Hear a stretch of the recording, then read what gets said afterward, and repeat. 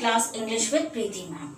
Student, today we are going to cover a new topic whose title is finite and non-finite verb. Okay? Student, जब भी हम कोई sentence लिखते हैं तो उसमें वर्ब जो है कंपलसरी होता है. ये वर्ब क्या होता है? कोई भी एक्शन वर्ड वो क्या कहलाता है? वर्ब. जैसे खाना, पीना, सोना, गाना, टहलना, all these types of words are called verb. ये सब क्या है? वर्ब है. तो चलिए देखते हैं सेंटेंस में.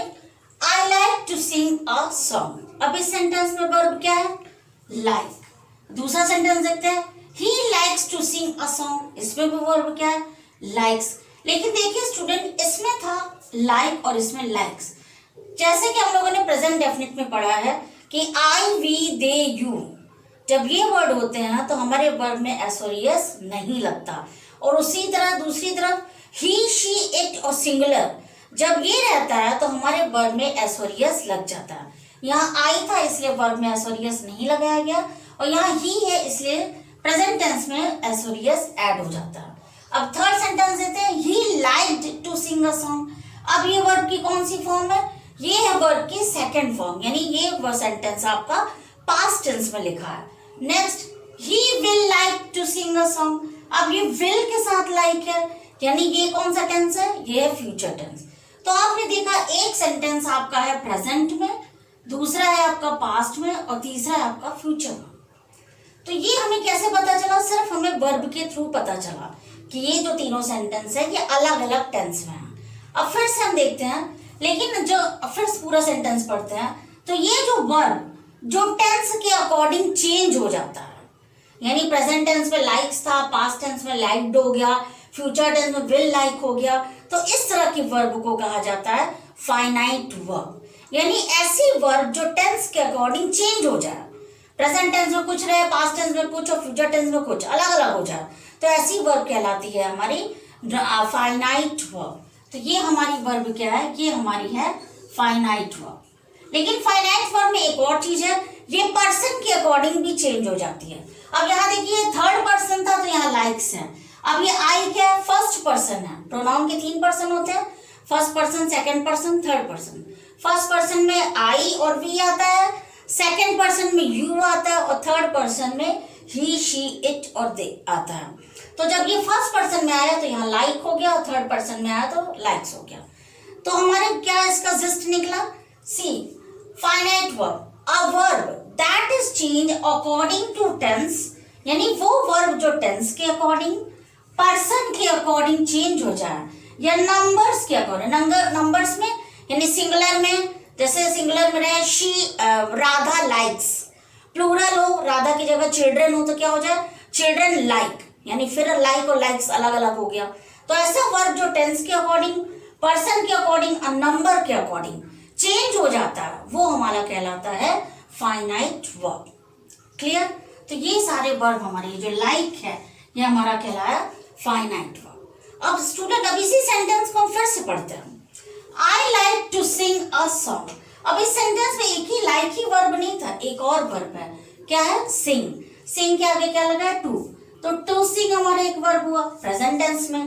फिर जब हम इसको ही के साथ लाते हैं पास्ट टेंस में देखते हैं, he likes to sing a song. यहाँ तो लाइक्स बदल गया लेकिन टू सिंग हमारा वैसे का वैसा ही है.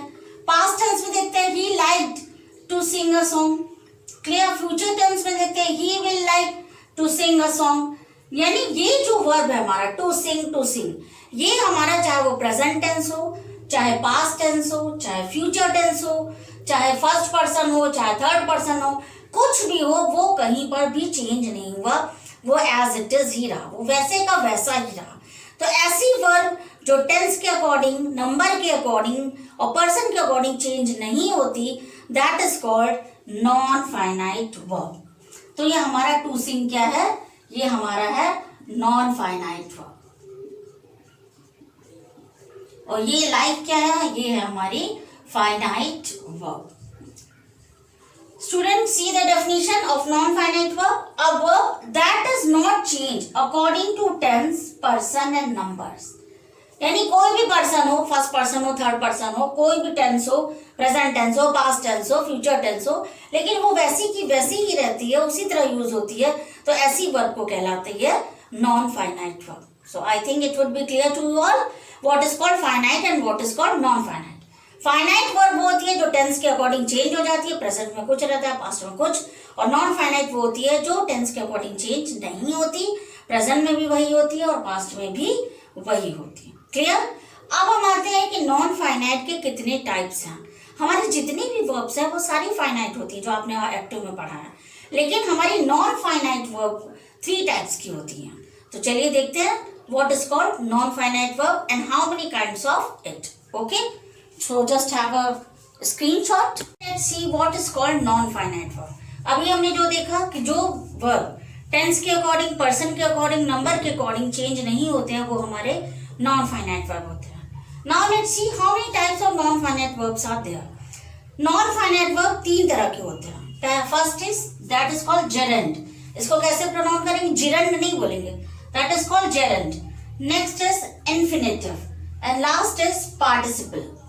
स्टूडेंट, जब जेरेंड कैसे बनता है? जेरेंड में हम वर्ब की फर्स्ट फॉर्म में आईएनजी लगाते हैं।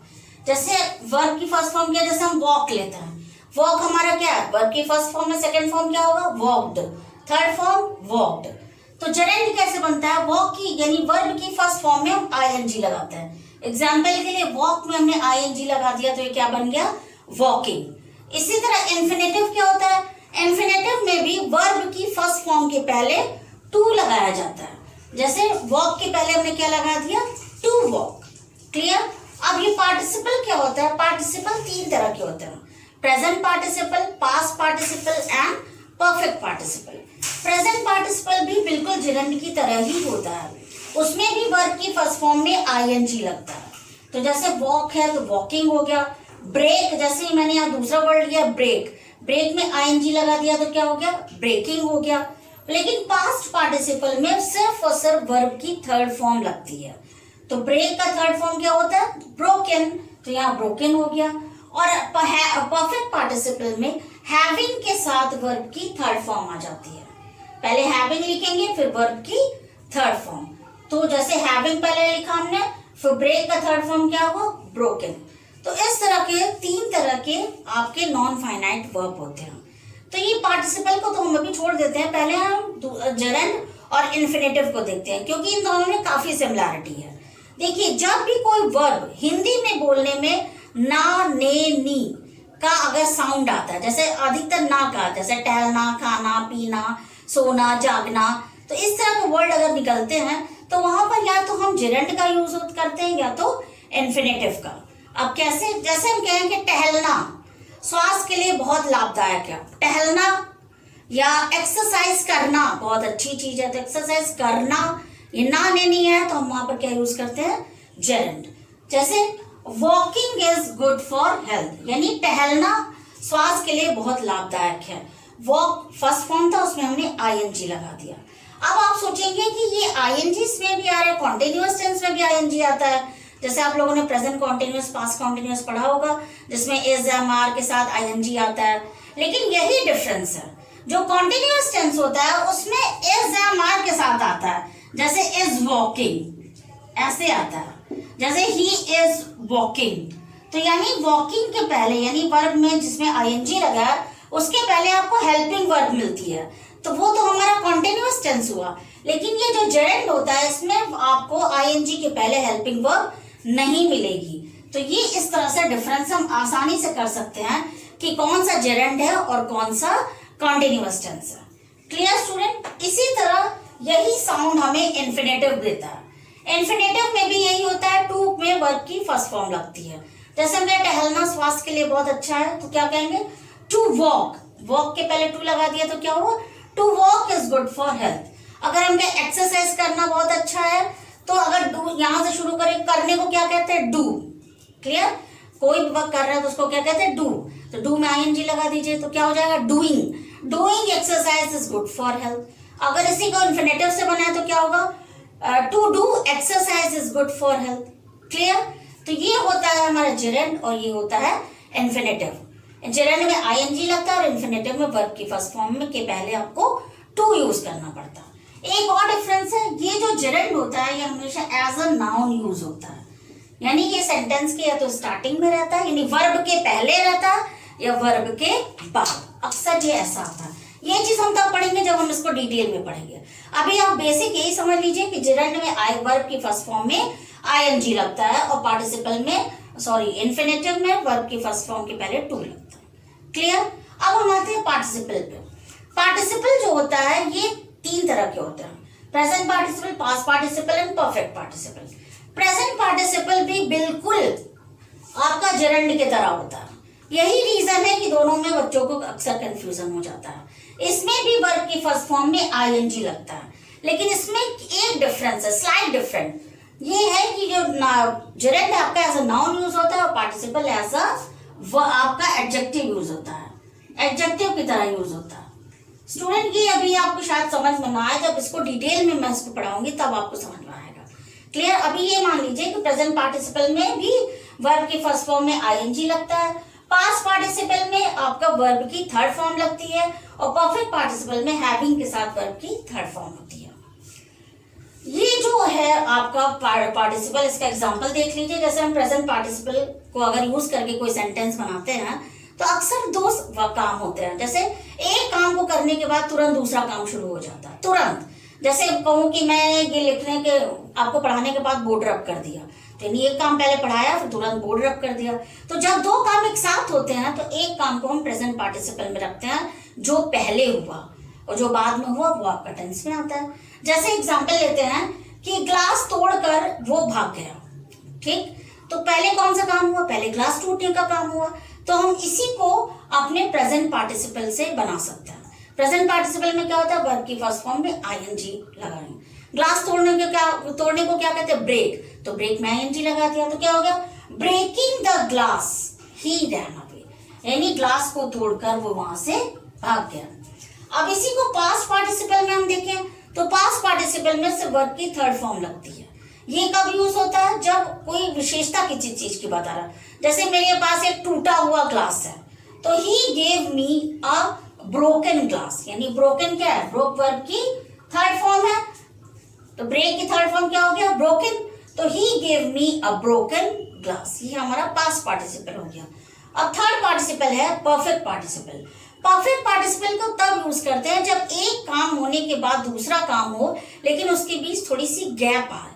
जैसे मैंने ग्रेजुएशन कंप्लीट करने के बाद पोस्ट ग्रेजुएशन किया, तो अब ग्रेजुएशन कंप्लीट किया, फिर उसके बाद वेकेशन आई, फिर एडमिशन लिया पोस्ट ग्रेजुएशन में, तब उसको कंप्लीट किया। इसमें लॉन्ग ब्रेक आ गया।